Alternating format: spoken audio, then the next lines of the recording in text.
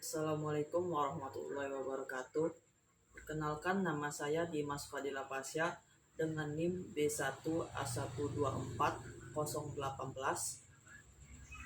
Di sini saya akan membacakan hasil resume yang telah saya buat mengenai kewajiban dan hak warga negara pada bab 4. Yang pertama adalah warga negara.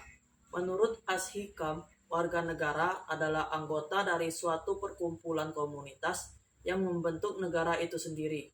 Istilah citizen lebih tepat sebagai warga, tidak hanya melalui warga sebuah negara, tetapi lebih luas pada komunitas lain di samping negara.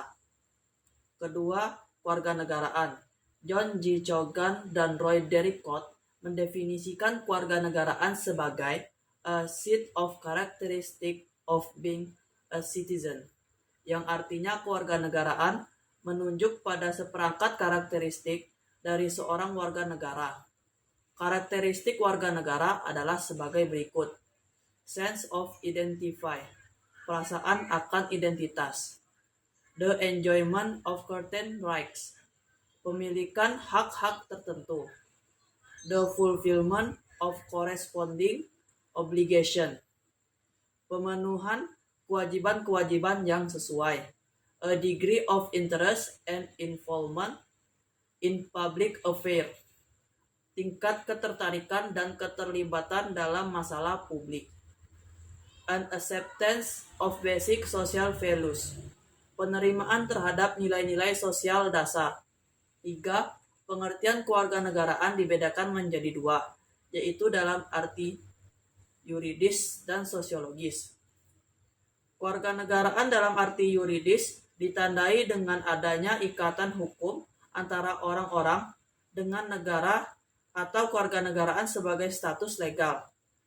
Kewarganegaraan dalam arti sosiologis tidak ditandai dengan ikatan hukum, tetapi ikatan emosional seperti ikatan perasaan, ikatan keturunan, ikatan nasib, ikatan sejarah, dan ikatan tanah air.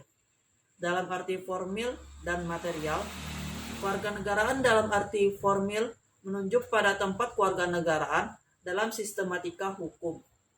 Masalah kewarganegaraan atau hal ihwal mengenai warga negara berada pada hukum publik.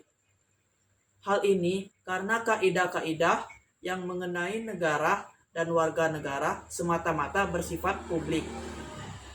Kewarganegaraan dalam arti material menunjuk pada akibat dari status kewarganegaraan, yaitu adanya hak dan kewajiban serta partisipasi warga negara.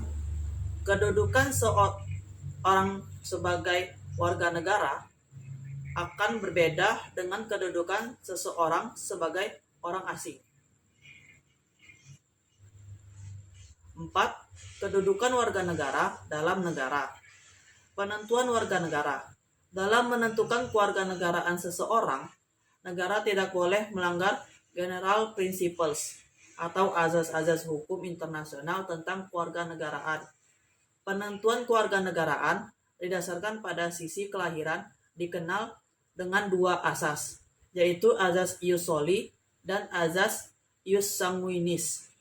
Ius artinya hukum atau dalil. Soli berasal dari kata solum yang artinya negeri atau tanah. Sanguinis berasal dari kata sanguis yang artinya darah. Azas ius soli, azas yang menyatakan bahwa kewarganegaraan seseorang ditentukan dari tempat di mana orang tersebut dilahirkan. Azas ius sanguinis, azas yang menyatakan bahwa kewarganegaraan seseorang ditentukan berdasarkan keturunan dari orang tersebut. Negara Indonesia telah menentukan siapa yang menjadi warga negara yang tercantum dalam pasal 26 Undang-Undang Dasar Negara Republik Indonesia tahun 1945 sebagai berikut. Orang-orang bangsa Indonesia asli, orang-orang bangsa lain yang disahkan dengan undang-undang menjadi warga negara. 5. Hak dan kewajiban warga negara Indonesia. Hak dan kewajiban merupakan dua sisi mata uang yang tidak terpisahkan dalam kehidupan bernegara. Sebagai warga negara Indonesia, kita memiliki hak-hak yang dilindungi oleh undang-undang. Namun, juga memiliki kewajiban untuk ikut serta dalam pembangunan negara. Hak warga negara Indonesia. Hak-hak negara Indonesia tercantum dalam Undang-Undang Dasar 1945 dan berbagai peraturan perundang-undangan lainnya. Beberapa hak dasar yang dimiliki oleh setiap warga negara Indonesia antara lain hak asasi manusia, hak untuk hidup, kebebasan berpendapat, beragama, berserikat, berkumpul, dan hak-hak lainnya yang melekat pada diri manusia. Hak politik, hak untuk memilih dan dipilih dalam pemilihan umum, serta hak untuk ikut serta dalam pemerintahan. Hak sosial dan budaya, hak untuk mendapatkan pendidikan, pekerjaan, kesehatan, dan jaminan sosial. Hak ekonomi, hak untuk memiliki kekayaan, berusaha, dan mendapatkan penghasilan yang layak. Kewajiban warga negara Indonesia. Selain memiliki hak warga negara Indonesia, Indonesia juga memiliki kewajiban untuk ikut serta dalam pembangunan negara. Beberapa kewajiban dasar yang harus dilaksanakan oleh setiap warga negara antara lain taat hukum, menjalankan segala peraturan perundang-undangan yang berlaku, membela negara, berpartisipasi dalam upaya pertahanan dan keamanan negara, menghormati hak orang lain, tidak melakukan tindakan yang merugikan orang lain.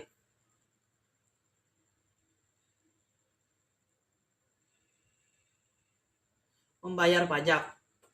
Membayar pajak untuk membiayai pembangunan negara, ikut serta dalam pembangunan, berpartisipasi aktif dalam kegiatan pembangunan di berbagai bidang. 6. Pentingnya keseimbangan hak dan kewajiban.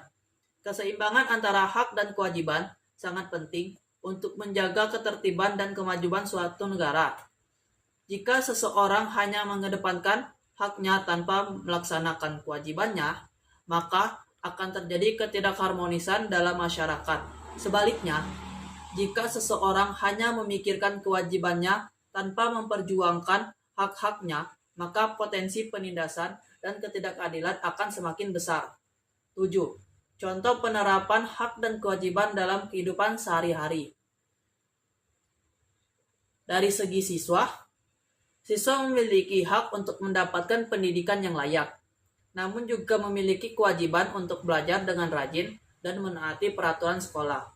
Dari segi pekerja memiliki hak untuk mendapatkan upah yang layak dan lingkungan kerja yang aman, namun juga memiliki kewajiban untuk bekerja dengan sungguh-sungguh dan menjaga nama baik perusahaan.